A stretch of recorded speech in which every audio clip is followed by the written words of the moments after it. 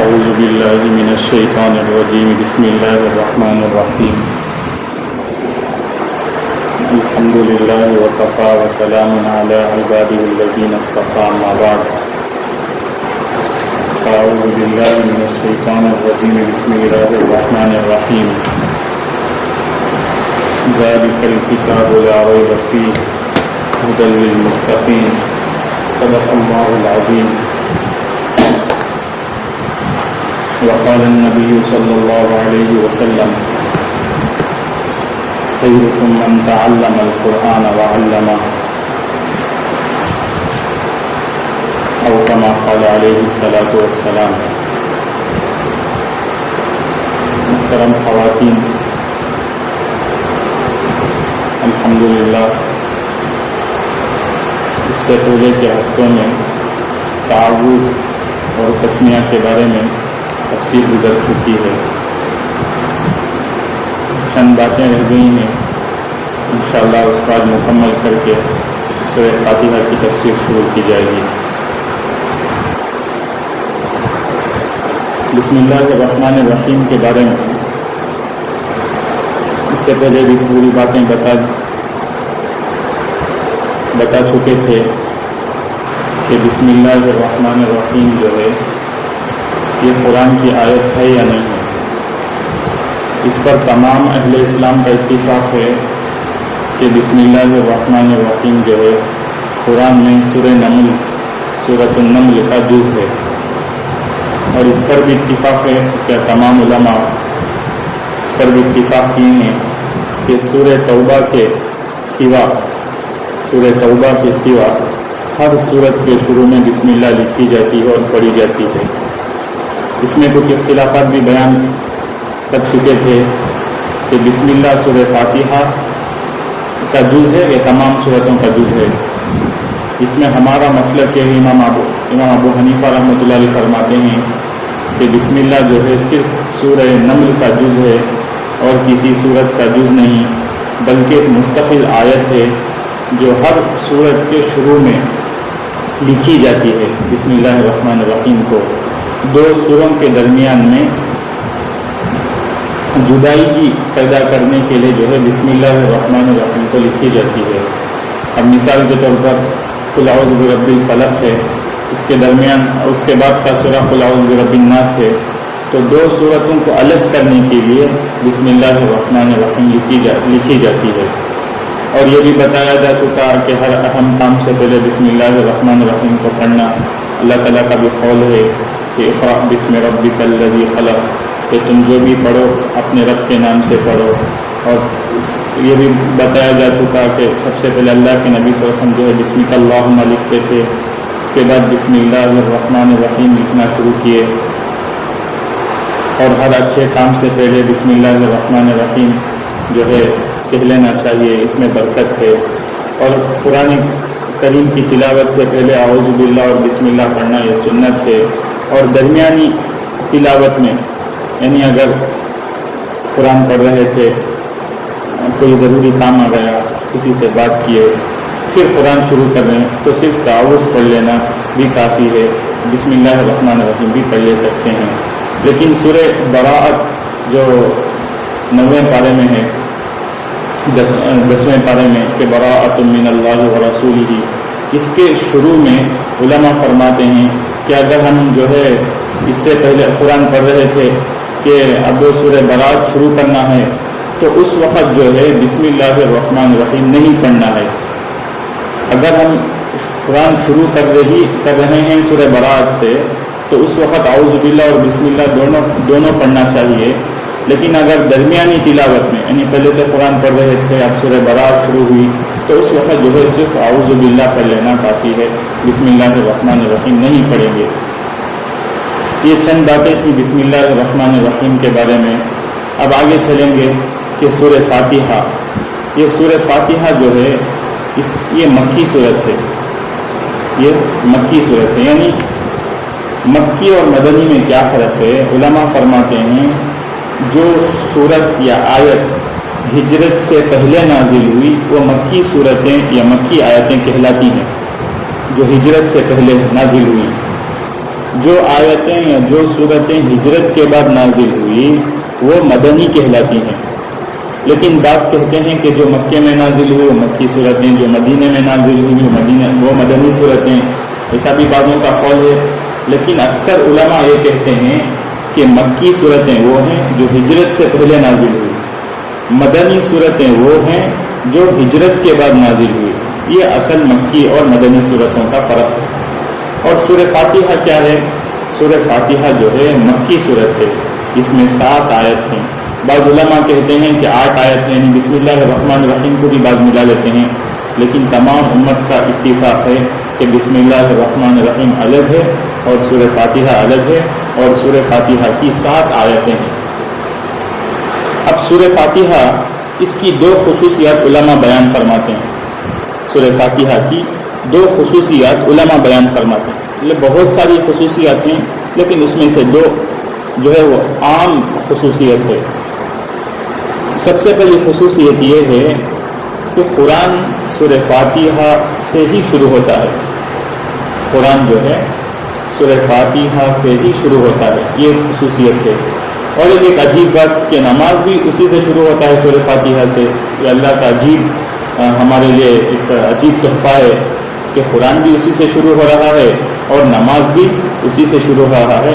اسی لیے اکثر جو ہے صحابہ اس کو فاتحۃ الکتاب یعنی قرآن کا کھولنے والی کتاب، ایسا اکثر صحابہ جو اس کا نام رکھا گیا اکثر صحابہ کی طرف سے کہ فاتحۃ الکتاب۔ اور سورہ فاتحہ ایک ایسی صورت ہے کہ جو مکمل یعنی الحمدللہ رب العالمین سے وَلَضَّالِّينَ تک یہ سب سے پہلی صورت ہے جو ایک ساتھ نازل ہوئی۔ اس سے پہلی صورتیں مطلب آیتیں تھیں، جیسے سورہ اقراء ہے، سورہ علق ہے، سورہ مدثر ہے، مزمل ہے، یہ آیتیں تو نازل ہوئی لیکن مکمل صورت ایک ساتھ نازل نہیں ہوئی۔ صحابہ فرماتے ہیں اول ما نزل فاتحۃ الکتاب، یعنی سب سے پہلے جو نازل ہوئی وہ سورہ فاتحہ نازل ہوئی۔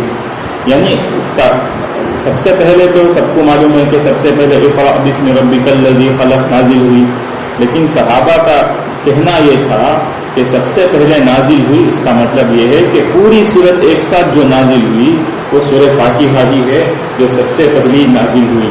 اسی لیے جو ہے صحابہ اس کا نام فاتحۃ الکتاب رکھتے تھے۔ یہ ایک خصوصیت کہ قرآن اسی سے شروع ہوا اور نماز بھی اسی سے شروع ہوتا ہے، اور نازل ہونے کے اعتبار سے جو سب سے پہلی صورت جو مکمل طور پر نازل ہوئی۔ اور دوسری خصوصیت یہ ہے کہ پورے قرآن کا جو ہے یہ متن کہلاتا ہے۔ متن سورہ فاتحہ ایک حیثیت سے متن بولتے ہیں، جیسا کہ ہیڈنگ کو، جیسا کہ اسکولوں میں مدرسوں میں ہر کتاب کے شروع میں ایک ہیڈنگ ہوتا ہے، جیسا کہ اصلاح معاشرہ، دین کی باتیں، 6 صفات، نماز کی اہمیت۔ اگر نماز کی اہمیت ایک عنوان ڈالیے تو اس کے نیچے جو ہے پوری تفصیل جو نماز کے بارے میں ہی آئے گی۔ ایسا فرماتے ہیں علماء کہ پورے قرآن کا، پورے دین کا جو یہ ہے جو متن ہے وہ سورہ فاتحہ کہلاتے ہیں۔ یعنی یہ ایک ایسی صورت ہے کہ اس میں ہر علوم شامل ہے، پورا علوم شامل ہے۔ علماء فرماتے ہیں کہ اس کی وجہ یہ ہے کہ قرآن کے جو پورے مقاصد ہیں، ایک ہے ایمان ہے اور دوسرا عمل صالح، کہ ایمان لانا اور عمل کرنا، یہ 2 چیزیں سورہ فاتحہ میں موجود ہے۔ اسی وجہ سے اس کا نام فاتحہ بھی رکھا گیا، ام القرآن بھی کہتے ہیں، ام الکتاب بھی کہتے ہیں، 7 مثانی بھی کہتے ہیں، اور قرآن عظیم بھی کہتے ہیں۔ احادیث میں سب نام آئے ہیں کہ ام القرآن بھی اس کا نام آیا ہے، فاتحہ بھی نام آیا ہے، ام الکتاب بھی نام آیا ہے، اور قرآن عظیم بھی اس کا نام آیا ہے۔ اسی وجہ ہے کہ اس میں جو ہے پورا قرآن کا خلاصہ، پورا قرآن کا نچوڑ اس میں ہے سورہ فاتحہ میں۔ اور فرماتے ہیں کہ اللہ تعالیٰ، ایک حدیث میں ہے کہ اللہ تعالیٰ فرماتے ہیں کہ میں نے سورہ فاتحہ کو 2 حصوں میں تقسیم کیا، آدھا جو ہے وہ میرے لیے رکھا ہوں، آدھا میں جو اپنے بندے کے لیے دے دیا ہوں۔ اس کا مطلب یہ بتاتے ہیں علماء کرام، آدھا یعنی شروع میں اس میں اللہ تعالیٰ کی تعریف بیان کی جاتی ہے، اللہ تعالیٰ کی بڑائی، اللہ تعالیٰ کی حمد و ثنا بیان کیے جاتے ہیں شروع کے آدھے 3 آیتوں میں۔ اس کے بعد کے 4 آیتوں میں اللہ تعالیٰ بندہ جو ہے اللہ تعالیٰ سے مانگ رہا ہے کہ مجھے ہدایت دے، تو اللہ تعالیٰ بولتے ہیں کہ شروع کی 3 آیتیں تو وہ میری ہیں، اس کے بعد کی جو 4 آیتیں ہیں وہ بندے کے لیے ہیں، بندہ جو مانگتا ہے ہم وہ عطا کریں گے۔ یہ دوسری خصوصیت، یا اس وجہ سے بھی اس صورت اور ایک بھی خصوصیت ہے کہ جو شخص قرآن کی تلاوت یا مطالعہ شروع کرے اسے سب سے پہلے بتائی جاتی ہے کہ وہ سب سے پہلے سورہ فاتحہ پڑھے۔ وہ اپنے تمام، مثال کے طور پر ایک آدمی جو ہے نو مسلم تھا، یعنی مسلمان نہیں تھا، غیر مسلم تھا، وہ اسلام میں داخل ہوا، اب تو اسلام کے بارے میں وہ جاننا چاہتا ہے، تو بولیں گے کہ سب سے پہلے تو سورہ فاتحہ پڑھ، اس لیے کہ اس میں ہر چیز آدمی کا ذہن، یعنی پچھلے جو خیالات ہیں، یعنی کفار جو ہے 360 بتوں کو مانتے تھے، جو ہے شرک کرتے تھے، یعنی اللہ کے علاوہ اور لوگوں کو بھی اور چیزوں کو بھی خدا مانتے تھے، تو اس میں اللہ تعالیٰ فرماتے ہیں کہ پورے خیالات کو خالی رکھ کر صرف خالص طلب حق کے لیے، صحیح راستہ ڈھونڈنے کے لیے اگر آدمی سورہ فاتحہ پڑھے گا، سب سے پہلے تو 3 آیت اللہ تعالیٰ ایک ہیں، تمام تعریفیں وہی اسی کے لیے ہیں، وہی پالنے والا ہے، اس میں اللہ تعالیٰ بتاتے ہیں کہ سب کچھ آپ کو ذہن خالی کرنا پڑے گا کہ دنیا میں جو بھی ہو رہا ہے وہ ایک اللہ سے ہو رہا ہے، یہ سب سے پہلے۔ جب آدمی سب سے پہلے یقین کر لے، اس کے بعد اللہ تعالیٰ فرماتے ہیں اب مجھ سے مانگو، پہلے یقین کرو کہ میں ایک ہی ہوں۔ یہ کفار مکہ سے بھی خطاب ہے، جتنے بھی باطل فرقے ہیں، یعنی باطل مذہب ہیں، تو اللہ تعالیٰ ان سے مخاطب کر کے فرما رہے ہیں کہ سب سے پہلے مجھے ایک مانو، اور پورے عالم کو پالنے والا، پوری کائنات کو پالنے والا ایک ہے، اسے مانو، اس کے بعد جو ہے مجھ سے جو مانگو تو ہم وہ عطا کریں گے، یعنی ایاک نعبد و ایاک نستعین اہدنا الصراط المستقیم، وہ بندے کی طرف سے دعا ہے، یعنی نیک راستے کی دعا مانگتا ہے بندہ۔ یہ سورہ فاتحہ کو اللہ تعالیٰ 2 حصوں میں تقسیم کیے ہیں، وہ حدیث بھی ہے، انشاءاللہ آگے وہ حدیث آئے گی۔ تو یہ 2 خصوصیت تھی، اور بھی بہت ساری خصوصیات تھیں سورہ فاتحہ کی۔ اللہ کے رسول صلی اللہ علیہ وسلم نے فرمایا کہ قسم ہے اس ذات کی جس کے قبضے میں میری جان ہے، سورہ فاتحہ کی مثال، اللہ کے نبی صلی اللہ علیہ وسلم فرماتے ہیں کہ سورہ فاتحہ کی مثال نہ تورات میں ہے، نہ انجیل میں ہے، نہ زبور میں ہے، اور نہ خود قرآن کریم میں کوئی دوسری صورت اس کی مثال ہے۔ اللہ کے نبی صلی اللہ علیہ وسلم قسم کھا کر فرما رہے ہیں کہ اس ذات کی قسم جس کے قبضے میں میری جان ہے کہ سورہ فاتحہ کی مثال نہ تورات میں نازل ہوئی، نہ انجیل میں نازل ہوئی، نہ زبور میں نازل ہوئی، اور نہ خود قرآن کریم میں دوسری صورتوں میں ہے اس کی مثال۔ یہ ترمذی میں ہے، ابو ہریرہ رضی اللہ عنہ روایت کرتے ہیں یہ حدیث کو، کہ اللہ کے نبی صلی اللہ علیہ وسلم قسم کھا کر فرماتے ہیں۔ اور ایک جگہ اللہ کے نبی صلی اللہ علیہ وسلم نے فرمایا کہ سورہ فاتحہ ہر بیماری کی شفا ہے۔ حدیثوں میں بھی آتا کہ اللہ کے نبی صلی اللہ علیہ وسلم فرما رہے ہیں اگر کسی کو کوئی بیماری ہو تو 7 دفعہ سورہ فاتحہ پڑھ کر اس کو دم کر دو، اللہ تعالیٰ جو ہے اس کی بیماری کو دور کر دیں گے، بشرط یہ کہ یقین ہو۔ آدمی کو یقین ہونا چاہیے، ہمیں پڑھنا کچھ ہی وہ بولا کچھ نہیں ہے نا، اس کا مطلب ہماری یقین میں کمی ہے۔ سو اللہ کے نبی کی بات میں حاشا وکاللہ، اللہ کے نبی کی بات میں کوئی شک نہیں، ہمارے ایمان، ہمارے عمل میں، ہمارے یقین میں شک ہے، اس لیے اس کا اثر نہیں ہو رہا۔ اگر پورے یقین کے ساتھ، پورے خشوع خضوع کے ساتھ، پورے اطمینان کے ساتھ اگر سورہ فاتحہ کو پڑھیں گے کہ اس میں ضرور شفا ہے، اللہ کے نبی کی بات ہے، اللہ تعالیٰ کا فرمان ہے، تو اللہ تعالیٰ اس میں ضرور شفا عطا کریں گے۔ اور ایک حدیث میں آیا ہے، امام خرطبی رحمۃ اللہ علیہ فرماتے ہیں کہ سورہ فاتحہ کا نام سورہ شفا بھی ہے، امام خرطبی رحمۃ اللہ علیہ فرماتے ہیں۔ اور حضرت انس رضی اللہ عنہ فرماتے ہیں کہ اللہ کے رسول صلی اللہ علیہ وسلم نے ارشاد فرمایا کہ قرآن کی سب سورتوں میں عظیم ترین سورت الحمدللہ رب العالمین ہے، اللہ کے نبی صلی اللہ علیہ وسلم نے فرمایا۔ حضرت انس رضی اللہ عنہ کی روایت ہے، یہ بھی امام خرطبی رحمۃ اللہ علیہ جو ہے بیان کرتے ہیں کہ سورہ فاتحہ کی عظمت میں تو یہ چند باتیں ہوئی سورہ فاتحہ کی، کتنی خصوصیات ہیں۔ آج جو ہے ہمیں کوئی مسئلہ پیش آ گیا، کوئی بیماری آ گئی، کیا کرتے ہیں؟ سب سے پہلا ہمارا علاج کیا ہوتا؟ ڈاکٹر کے پاس جاؤ، یہ سب سے پہلا ہمارا علاج، ڈاکٹر کے پاس جاؤ۔ حالانکہ پورے بیماری کا مسئلہ اللہ تعالیٰ سورہ فاتحہ میں رکھا ہے، حدیثوں میں ہے کہ سورہ فاتحہ اگر کوئی بیمار ہو تو اسے سورہ فاتحہ پڑھ کر دم کر کر پانی پلاؤ یا پھونک مارو، بس ہم نہ یقین نہیں ہے، اللہ ہم سب کو یقین نصیب فرمائے۔ اب جو ہے سورہ فاتحہ کا ترجمہ کریں گے۔ سورہ فاتحہ کی 7 آیتیں ہیں۔ سورہ فاتحہ مکے میں نازل ہوئی۔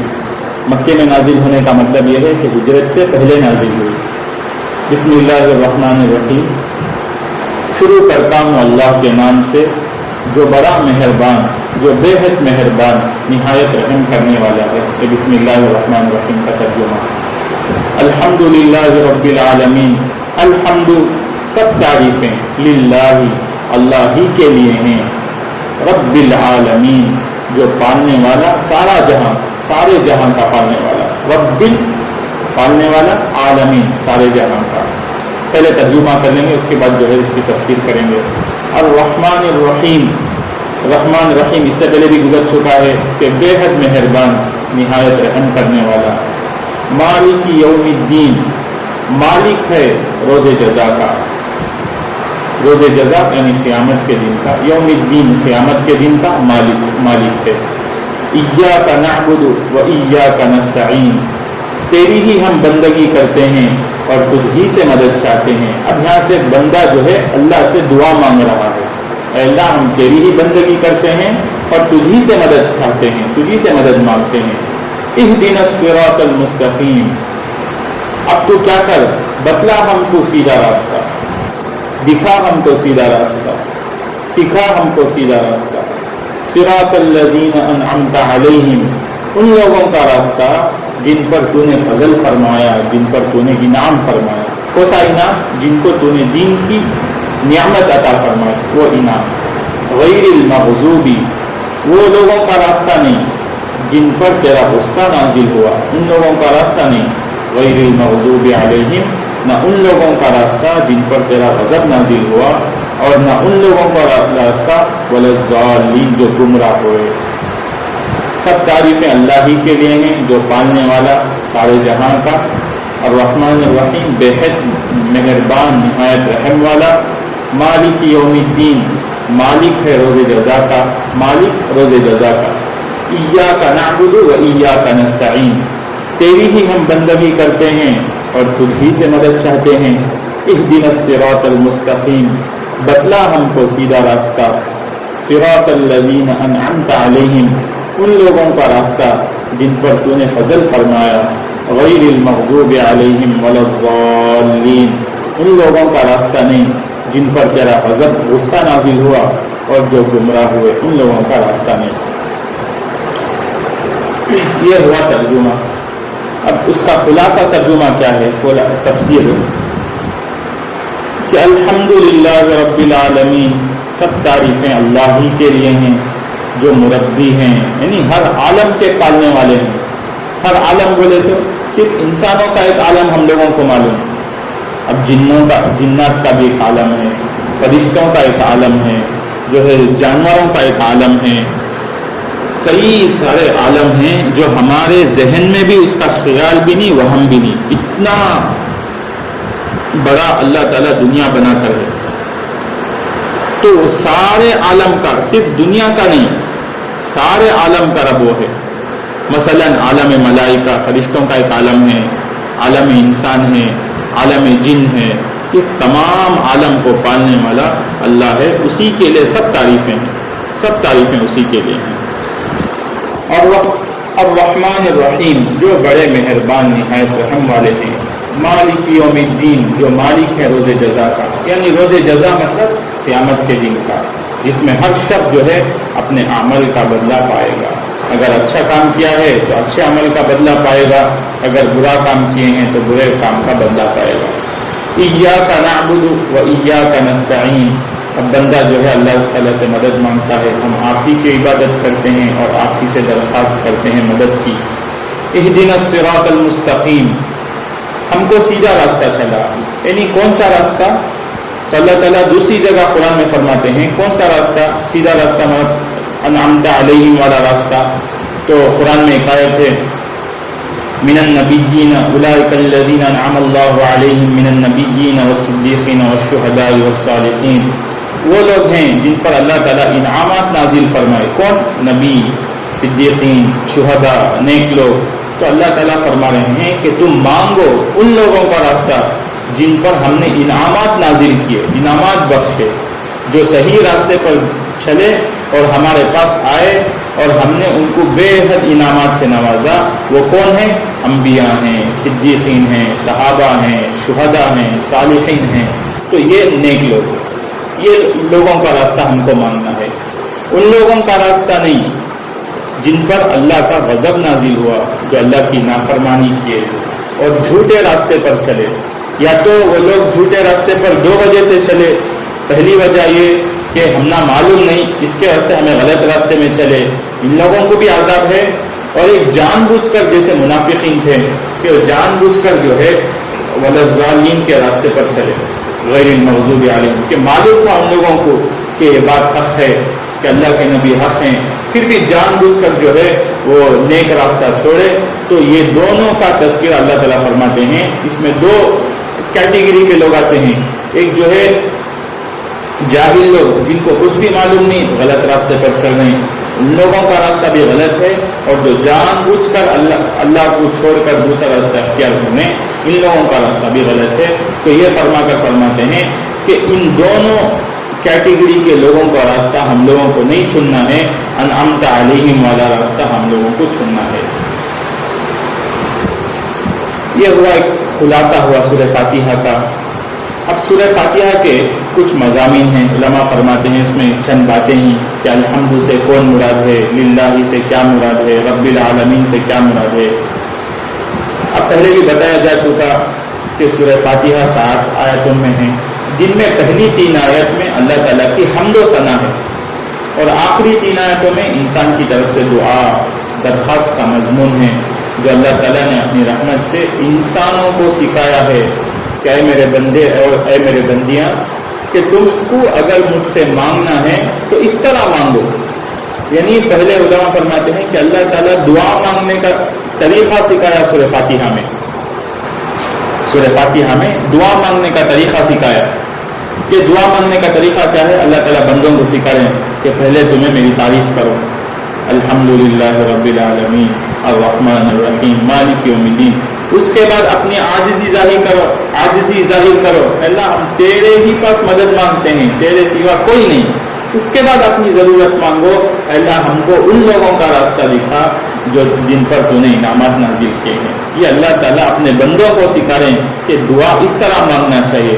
آج ہمیں دعا قبول نہیں ہوتی. کیوں قبول نہیں ہوتی؟ ہمیں دعا مانگنے کا طریقہ معلوم نہیں کہ کیسا مانگنا. یہ اللہ تعالیٰ اپنے بندوں کو سکھا رہا کہ میرے سے مانگنے کا طریقہ تھا، جب میرے دربار میں آؤ تو اس طرح مانگا کرو، پہلے میری تعریف بیان کرو. اب مثال ہم دنیا میں دیکھتے ہیں، اگر کسی کے پاس کوئی مدد کے لیے جاتے ہیں آدمی، پہلے ان کی تعریف کرتے ہیں، بھائی تمہیں تو ایسے، تمہیں ایسے، تمہارا اللہ اتنا مقام دیا ہے. اس کے بعد جو ہے ہماری عاجز ظاہر کرتے ہیں، یعنی میں اتنا پریشان ہوں. یہ دوسرا، پہلا درجہ تعریف کرنا، دوسرا درجہ اپنی کمی، اپنی عاجزی ظاہر کرنا، یعنی مجھے فل سخت ضرورت ہے. اور تیسرا درجہ اس کے بعد کیا بولتے ہیں؟ مجھے اتنے چیز کی یہ چیز کی ضرورت ہے. تو اس کے بعد جا کر سامنے والا قبول کرتا. تو اسی طرح اللہ تعالیٰ اپنے بندوں کو سکھا رہے ہیں کہ سب سے پہلے میری تعریف کرو دعا میں، اس کے بعد عاجزی ظاہر کرو، یعنی اپنے گناہوں پر رو، اپنے خطاؤں پر رو. پھر تیسرا درجہ کیا ہے؟ اس کے بعد مجھ سے مانگو، میں ضرور جو ہے تمہیں عطا کروں گا. صحیح مسلم میں ایک روایت ہے کہ حضرت ابو ہریرہ رضی اللہ عنہ روایت کرتے ہیں، یہ پہلے بھی میں حدیث بیان کر چکا کہ اللہ کے رسول صلی اللہ علیہ وسلم نے فرمایا کہ حق تعالیٰ نے فرمایا ہے کہ نماز میں، یعنی سورہ فاتحہ میرے اور میرے بندے کے درمیان 2 حصوں میں تقسیم کی گئی. یہ اللہ تعالیٰ بندوں سے فرما رہا کہ میرے اور میرے بندے کے درمیان 2 حصوں میں تقسیم کی گئی ہے، نصف میرے لیے ہے اور نصف میرے بندے کے لیے ہے. یہ اللہ تعالیٰ فرماتے ہیں آدھا میرے لیے ہے اور آدھا اللہ کے لیے ہے، بندوں کے لیے ہے. اور پھر اللہ تعالیٰ فرماتے ہیں کہ جو کچھ میرا بندہ میری بندی مجھ سے مانگتی ہے یا مانگے گا وہ اس کو دیا جائے گا. یہ اللہ تعالیٰ کا وعدہ ہے اور اللہ تعالیٰ انک لا تخلف المیعاد، اور اللہ تعالیٰ وعدہ خلافی نہیں کرتے، بشرطے کہ ہمارے مانگنے کا طریقہ صحیح ہو اور ہماری نیتیں صحیح ہو۔ پھر اللہ کے رسول صلی اللہ علیہ وسلم نے فرمایا کہ بندہ جب کہتا ہے الحمدللہ رب العالمین، تو اللہ تعالیٰ فرماتے ہیں کہ میرے بندے نے میری تعریف کی۔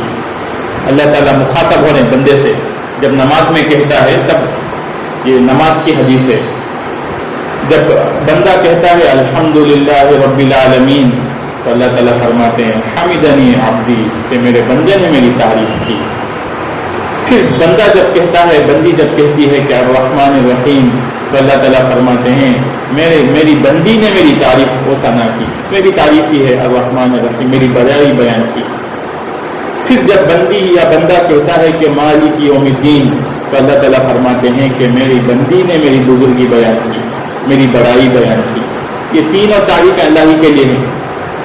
اور پھر جب بندہ یا بندی کہتی ہے کہ ایاک نعبد و ایاک نستعین، تو اللہ تعالیٰ فرماتے ہیں کہ یہ آیت میرے اور میرے بندے کے درمیان مشترک ہے، کیونکہ ایک حصہ اس میں اللہ کے لیے ہے، ایاک نعبد، ہم تیری ہی عبادت کرتے ہیں اللہ تعالیٰ کا، و ایاک نستعین، یہ بندے کا پہلا پہلو، ایاک نعبد، ہم تیری ہی عبادت کرتے ہیں اللہ تعالیٰ کا پہلو، اور اس کے بعد کا حصہ وَإِيَّاكَ نَسْتَعِينُ، اور دوسرا پہلو بندے کی دعا، یعنی درخواست ہے بندہ، یعنی ہم تجھ ہی سے مدد مانگتے ہیں۔ اس کے ساتھ یہ بھی ارشاد ہوا کہ میرے بندے کو وہ چیز ملے گی جو اس نے مانگی، میری بندی کو وہ چیز ملے گی جو اس نے مانگی، یہ اللہ تعالیٰ فرماتے ہیں۔ پھر جب بندہ یا بندی کہتی ہے اهدنا الصراط المستقیم صراط الذین انعمت علیہم غیر المغضوب علیہم ولا الضالین، تو اللہ تعالیٰ فرماتے ہیں کہ یہ سب میرے بندے کے لیے ہیں اور اس کو وہ چیز ملے گی جو اس نے مانگی۔ یہ اللہ تعالیٰ وہ استحضار سے ہم نماز پڑھنا، اسی لیے جو اللہ تعالیٰ سورہ فاتحہ کو سب سے پہلے رکھ کر ہے، اور نماز میں بھی سورہ فاتحہ کا پڑھنا واجب ہے، قرات فرض ہے، اور سورہ فاتحہ کو ہر رکعت میں پڑھنا واجب ہے۔ تو اس میں اللہ تعالیٰ بندوں کو میرے پاس کیسا بات کرنا تمہیں، یہ اللہ تعالیٰ سکھا رہا ہے۔ اس لیے جو ہے اس کے بعد سے اب جب بھی اب معلوم ہو گیا کہ الحمدللہ رب العالمین پڑھنے پر اللہ تعالیٰ ہمارے سے کیا بات کریں، ہمیں بولتے نا کہ نماز جو ہے اللہ سے بات چیت کرنے کا ایک ذریعہ ہے، بات چیت کرنے کا ذریعہ یہی ہے بات چیت کرنے کا۔ جب آپ الحمدللہ رب العالمین بولیں گے تو اللہ تعالیٰ کی طرف سے جواب آ رہا ہے کہ تو نے میری تعریف کی۔ پھر جب وہ کہتی ہے الرحمن الرحیم، تو نے میری تعریف اور ثنا بیان کی، تو ایسا ہمیں وہ سوچ کر، وہ استحضار کے ساتھ، وہ کیفیت کے ساتھ نماز پڑھیں گے تو ہماری نماز جو ہے جاندار اور شاندار بنے گی۔ اللہ تعالیٰ ہم سب کو جو ہے صحیح نماز پڑھنے کی توفیق عطا فرمائے۔ اچھا، الحمدللہ کے معنی کیا ہیں؟ سب تعریفیں اللہ ہی کے لیے ہیں، یعنی سب تعریفیں مطلب دنیا میں بھی اور آخرت کی تعریف بھی سب اللہ ہی کی ہے۔ دنیا میں جہاں کہیں کسی کی تعریف ہو جاتی ہے وہ اللہ ہی کی تعریف ہوتی ہے اصل میں۔ مثال کے طور پر ایک آدمی گھر بنائے، اور گھر بنائے، لوگ دیکھ کر بولے ماشاءاللہ کیا اچھا گھر بنائے ہیں، تو اصل میں اس کی تعریف لوٹتی ہے اللہ تعالیٰ ہی کی طرف، کیونکہ علماء فرماتے ہیں اس کو گھر بننے کی استطاعت کس نے دی، اس کو گھر بنانے کی طاقت کون دی، اس کو مال کس نے دیا، اس کو صلاحیتیں کس نے دی، وہ سوچو۔ تو اس طرح ہر آدمی کی تعریف لوٹتی ہے اللہ تعالیٰ ہی کی طرف۔ در حقیقت اللہ تعالیٰ ہی کی تعریف ہے، کیونکہ اس جہان رن میں وہ سب جگہ اللہ تعالیٰ ہزاروں کیسے کیسے بڑے پہاڑ، کیسے کیسے جو ہے بڑے بڑے سمندر، دلکش نظارے، اور کروڑوں بے حساب چیزیں، وَإِن تَعُدُّوا نِعْمَةَ اللَّهِ لَا تُحْصُوهَا، اللہ تعالیٰ نے انسان کے لیے بنائے ہیں۔ اور ہمیشہ جو ہے ایسی چیزیں ہیں انسان جو ہے تعریف پر مجبور ہو جاتا ہے۔ کبھی گھومنے کے لیے، سیر و تفریح کے لیے جاتے ہیں، وہاں جو ہے اللہ تعالیٰ کی قدرت کو دیکھتے ہیں، بولتے ہیں ماشاءاللہ کیا اللہ تعالیٰ کی کیا قدرت، تو آدمی مجبور ہو جاتا ہے اللہ تعالیٰ کی تعریف کرنے پر۔ اب ہمیں سوچنا، غور و فکر کرنا کہ ہر چیز جو اللہ تعالیٰ بنایا ہے تو ہر تعریف، یعنی تمام تعریف اللہ ہی کے لیے ہو۔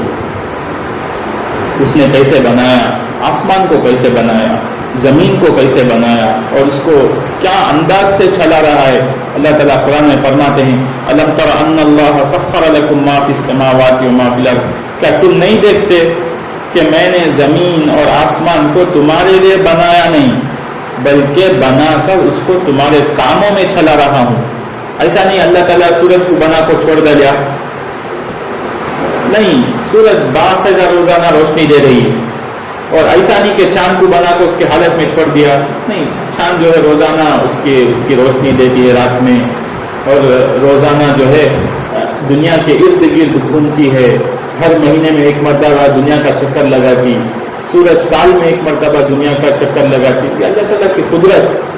اور اب جب آدمی اس میں غور و فکر کرے گا ان فی خلق السماوات والارض واختلاف اللیل والنہار لآیات لأولی الالباب، تو آدمی کا ذہن کھلے گا اور بے ساختہ بول اٹھے گا کہ الحمدللہ رب العالمین، تمام تعریفیں اللہ ہی کے لیے ہیں۔ لیکن کب غور کرنا، فتبارک اللہ احسن الخالقین، کیا زبردست انداز سے بنایا۔ انسان میں دیکھ لیں کہ اللہ تعالیٰ کیسے الگ الگ چہرے، آدم علیہ السلام سے لے کر قیامت تک آنے والے انسان کے چہرے الگ الگ، ان کا فنگر پرنٹس الگ الگ، ان کا جو ہے خیالات الگ الگ، ہر چیزیں مختلف بنائیں، یہ سب اللہ تعالیٰ کی قدرت ہے۔ وفی انفسکم افلا تبصرون، اللہ تعالیٰ پوچھتے ہیں میں تمہاری ذات میں خود میری چیزیں بنا کر رکھا ہوں، تم کیوں نہیں دیکھتے؟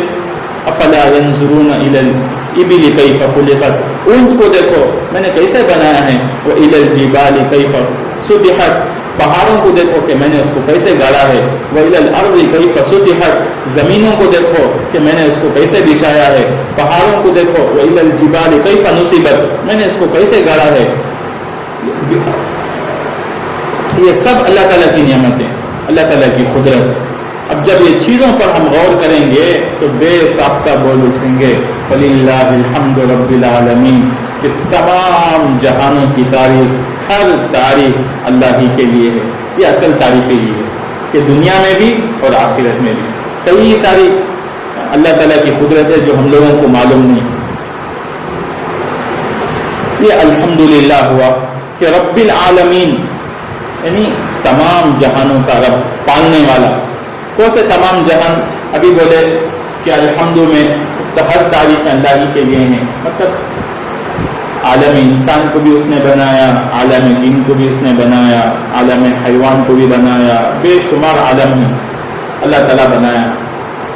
رب بولتے ہیں پالنے والے کو۔ عربی میں جو ہے رب کے معنی ایسی تربیت اور پرورش کرنے والے کے ہیں، تربیت اور پرورش کرنے والے کے ہیں کہ اس کو کسی چیز کی کمی کی ضرورت نہ ہو، ایسی تربیت کرنا کہ اس میں کسی کی کمی کی ضرورت نہ ہو، کسی کے محتاج کی ضرورت نہ ہو، ایسا، یعنی ایسی تربیت کرنا کہ وہ حد کمال کو پہنچ جائے، ایسی تربیت کرنا، ایسا پالنا۔ مثال کے طور پر ایک آدمی جو ہے ایک مرغے کے بچے کو پالتا ہے، کبوتر کے بچے کو پالتا ہے، مثال کے طور پر۔ اب انسان کے اندر تو وہ طاقت و قدرت نہیں کہ اس کو جو ہے بڑا کرے، اس کو جو ہے اڑنے کی صلاحیت پیدا کرے، یہ سب انسان کے اندر نہیں ہے۔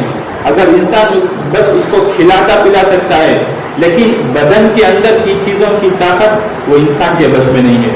تو اسی لیے فرماتے ہیں کہ رب کے معنی وہ ہیں کہ کھلاتا بھی ہے، پلاتا بھی ہے، اس کے بدن کے ہر اعضاء کو بڑھاتا بھی ہے اور اس کو صلاحیتیں دیتا ہے، اور ایسا نہیں کہ عاجز سے پیدا ہوا عاجز بڑھ گیا، درجہ بدرجہ آگے بڑھایا جاتا ہے کہ یہاں تک کہ وہ ایک بڑا ہو کر اچھا اڑنے والا پرندہ ہو جاتا ہے۔ ایسا یہ حد کمال، یہ لفظ رب کے معنی میں ہے لغت میں، لیکن یہ خاص ہے صرف اللہ کے لیے۔ اللہ کے سوا کسی کو رب نہیں بلا سکتے، کسی مخلوق کو بھی نہیں بلا سکتے، اور کسی مخلوق کی طرف جو ہے اشارہ کر کر بھی نہیں بول سکتے کہ یہ رب ہے، نعوذ باللہ من ذالک۔ یہ ہرگز جائز نہیں ہے کہنا، کیونکہ یہ رب جو ہے صرف اللہ تعالیٰ کے لیے خاص ہے۔ العالمین، عالمین جو ہے عالم کی جمع ہے، عربی میں بولتے ہیں عالم دنیا کو، یعنی ہر عالم، دنیا کا ایک، انسانوں کا ایک عالم۔ चांद एक है, सूरज और तमाम सितारों का एक आलम, दुनिया के बाहर का हिस्सा का एक आलम, फरिश्तों का एक आलम, जन्नत का एक आलम, जहन्नम का एक आलम, और ये तमाम मखलूक़ात, इंसानात, हैवानात, नबातात, जमादात सब इसमें दाखिल हैं। इसीलिए कहते हैं कि रब्बिल आलमीन, अल्लाह ताला तमाम आलमों का रब है, तमाम आलमों का, चाहे चांद हो, सूरज हो और दूसरे जो भी प्लैनेट्स हैं, फरमाते हैं कि मरीख है, मार्स है, प्लूटो है, सब आलमों का रब अल्लाह ताला ही है और उसकी इंतहा नहीं। इमाम राजी रहमतुल्लाह अलैह अपनी तफसीर कबीर में फरमाते हैं कि इस आलम से बाहर भी, यानी दुनिया से बाहर भी एक ला मुतनाही एक खला है। खला मानी सोलर सिस्टम, प्लैनेट, यानी दुनिया के बाहर का एक हिस्सा ऐसा है जहां हमारी दुनिया जैसे लाखों करोड़ों अरबों दुनिया ही, लाखों करोड़ों ही और कई बेहिसाब हजारों लाखों आलम अल्लाह ताला बना रखी, लेकिन हमारी नजर वहां तक नहीं पहुंच सकती। अबू सईद खुदरी रज़ियल्लाहु अन्हु से मनक़ूल है, वो फरमाते हैं कि आलम 40,000 है। अबू सईद खुदरी रज़ियल्लाहु अन्हु फरमाते हैं कि आलम यानी जैसा दुनिया एक हमारा आलम है, ऐसा आलम भी 40,000 हैं। ये दुनिया मशरिक़ से मगरिब तक एक आलम है, इसके सिवा और भी आलम हैं। इसी तरह मखातिल रहमतुल्लाह अलैह के इमाम हैं, इमाम तफसीर हैं, वो फरमाते हैं कि आलम जो है 80,000 है और इस पर जो शक करने वाले हैं वो शक नहीं कर सकते आप, क्योंकि 1400 साल पहले, 1200 साल पहले इमाम राजी रहमतुल्लाह अलैह ने ये बोले थे कि कई ऐसे आलम हैं जिसकी इंतहा नहीं। आज मालूम हो गया कि साइंटिस्टों के ज़रिए से 1996 में एक हब्बल टेलीस्कोप बोलकर नासा वाले यानी अमेरिका में एक टेलीस्कोप बनाए, दूरबीन। जब वो बनाया तो उससे पहले भी थे दूरबीन, लेकिन इन्हें 1996 में बनाया, हब्बल टेलीस्कोप उसका नाम। बनाने के बाद उन्हें दुनिया के बाहर को नजर डाला, वो तो दुनिया के बाहर देखने के लिए वो दूरबीन था और वो दूरबीन इतना दूर तक देख सकते थे उसको। मिसाल के तौर पर उसको बोलते हैं लाइट ईयर्स। लाइट ईयर्स मानी कि रोशनी की तेजी, रोशनी का सफर। अब उसकी मिसाल ऐसा देते हैं कि टॉर्च है हमारे पास, टॉर्च डालो दीवार की तरफ, एक जगह खड़े कर दीवार को मारो या ऊपर छत को मारो, 1 सेकेंड के अंदर में वो रोशनी जो है फौरन दीवार को जाकर पहुंच जाती। तो ये रोशनी की तेजी जो है 1 सेकेंड के अंदर है। खाली स्विच ऑन करते ही लाइट्स लग गया, टॉर्च दीवार को पहुंच गया। तो कितने तेजी से वो सफर कर कर दीवार को पहुंचा रहेगा, तो इसे बोलते हैं लाइट ईयर्स।